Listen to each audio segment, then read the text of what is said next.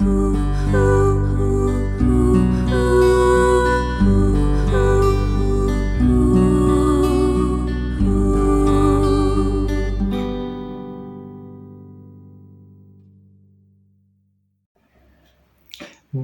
et bienvenue sur ma chaîne Parlons un peu d'hypnose.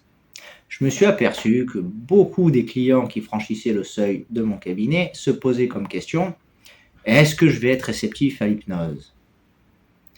Ça sous-entend bien entendu qu'ils n'ont jamais vécu d'expérience d'hypnose. Ils ont peut-être vu des vidéos sur YouTube ou d'autres plateformes, peut-être même avoir la chance d'assister à un spectacle d'hypnose, voire avoir pu assister à de la street hypnose pas loin de chez eux. Mais il ne faut pas oublier qu'il s'agit d'hypnose rapide.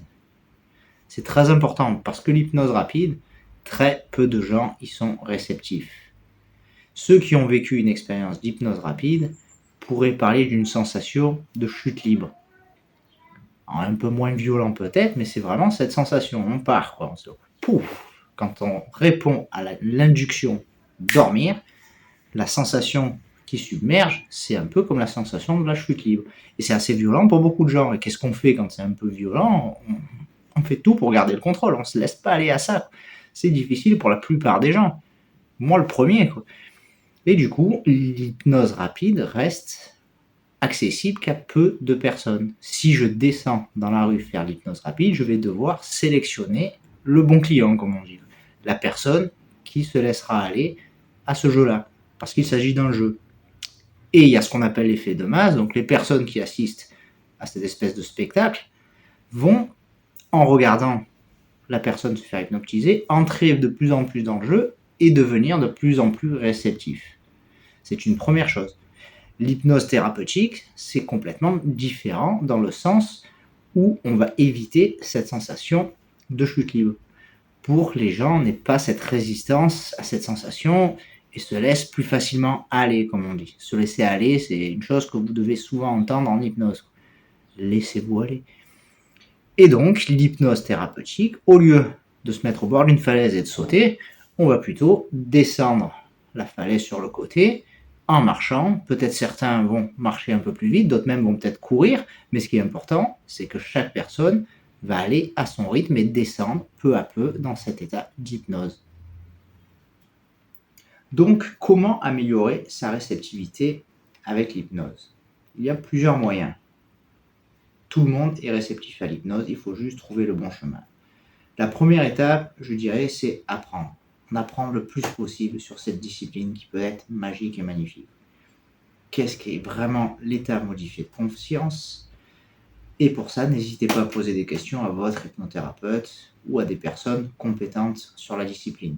Parce que si vous avez des craintes et des doutes, que vous avez peur donc d'être manipulé, entre autres, vous allez avoir du mal à vous laisser aller. Justement, ça m'amène à la deuxième étape, se laisser aller.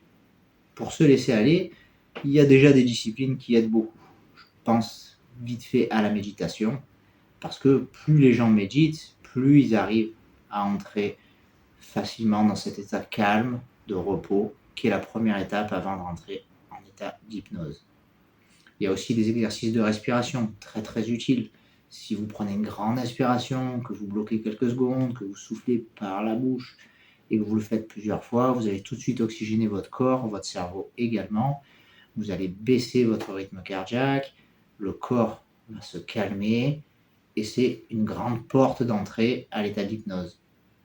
Donc, apprendre, se laisser aller et aussi la confiance. Pardon. Si vous entrez dans un cabinet et qu'en face de vous, l'hypnothérapeute ne vous inspire pas confiance, si quelque chose vous gêne, vaut mieux laisser tomber. Parce que vous devez être en total, créer un lien avec cet hypnothérapeute. Vous devez vous comprendre en gros. Et s'il y a cette confiance qui s'instaure, si tout se passe bien, tout coule de source, il n'y aura pas de frein. Et en dernier conseil, l'imagination. L'imagination, c'est quand même la base de l'hypnose.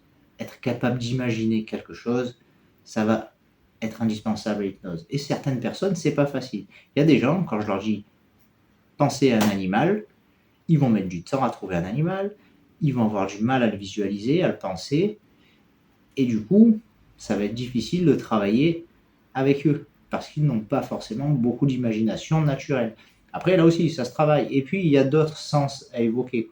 On n'est pas obligé de visualiser. On peut écouter, on peut sentir, on peut le goût. Toutes ces sensations peuvent être utilisées dans l'imagination. On n'est pas obligé de visualiser. Mais si quelqu'un, je lui dis, pense par exemple à un requin, s'il est capable de le voir, sa forme, sa couleur, le voir nager, se déplacer, lui donner vie en gros, c'est une grande aide pour améliorer sa réceptivité en hypnose. Donc imagine apprendre, le laisser aller, la confiance et l'imagination. Voilà 4 éléments que je conseillerais de travailler pour améliorer sa réceptivité à l'hypnose et arriver en séance et partir tout de suite dormir. Voilà, j'espère que ces quelques conseils vous ont un peu rassuré, peuvent vous aider ou même vous convaincre à vivre cette expérience.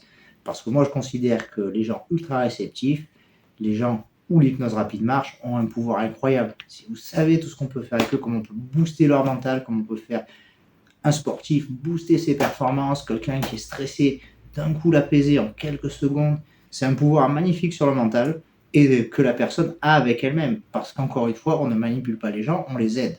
C'est la thérapie. Voilà, je vous souhaite une bonne journée ou une bonne soirée, selon l'heure.